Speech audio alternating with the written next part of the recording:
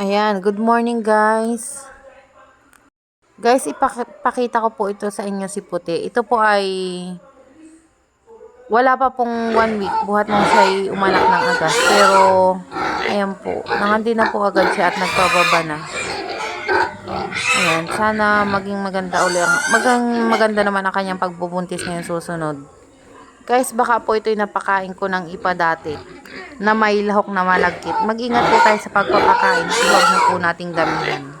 Yun po, may mga natutunan po ako sa aking mga pagkakamali. Saka iwasan po natin na ma-stress ang ating mga inahin. Yun po, malaking pagkakamali po yun.